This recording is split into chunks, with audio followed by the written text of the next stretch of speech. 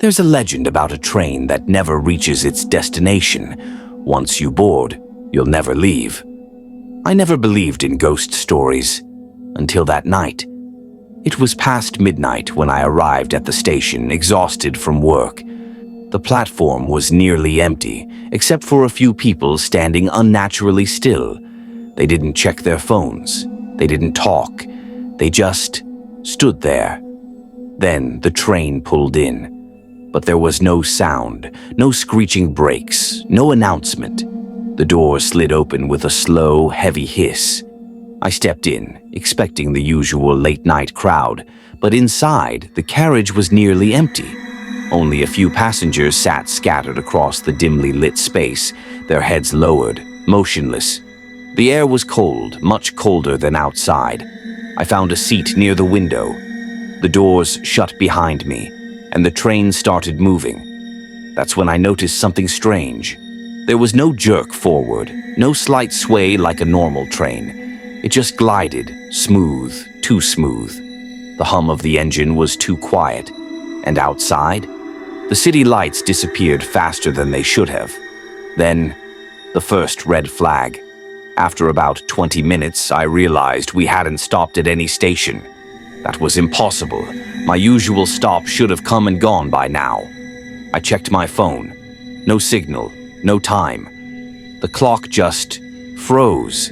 I turned to the nearest passenger, an old man in a wrinkled suit.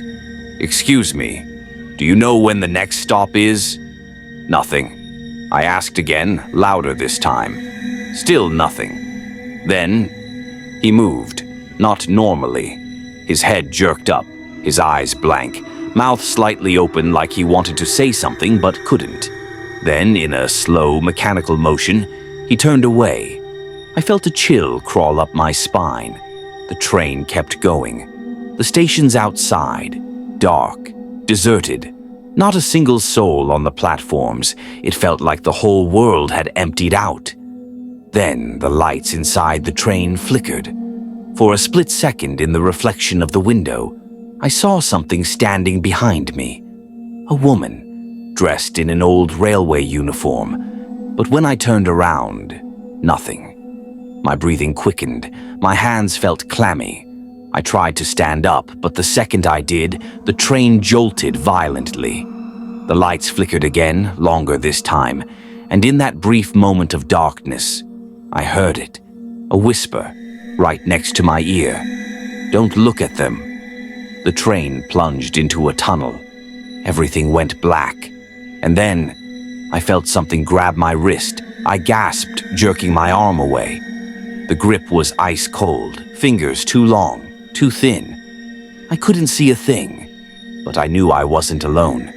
The whispers grew louder, more voices overlapping, some crying, some laughing, some begging.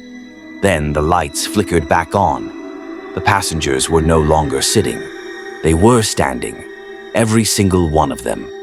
Their heads twisted at unnatural angles, their white, lifeless eyes locked onto me.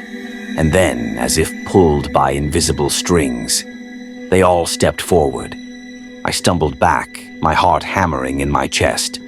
The train was still speeding through the tunnel, but the windows showed nothing, just an endless black void. Then the old man from earlier took another step toward me, and for the first time, he spoke. "You shouldn't have gotten on this train." I bolted. Sprinting through the carriage, I yanked at the doors. Locked, I ran to the next carriage. More of them. Rows of standing passengers, their bodies swaying with the train's movement, but their feet never leaving the ground. Their mouths were moving, but their voices sounded far away, distorted, like a tape playing in reverse. I turned to the window, desperate for a way out. That's when I saw it. Outside, running parallel to the train, was me. I was outside, sprinting along the tracks, my face twisted in terror, mouth open in a scream I couldn't hear. It was like I was watching myself from inside a nightmare. Then the other me turned its head and stared straight at me. The train jerked again. Everything went dark. For a moment there was only silence. Then a voice.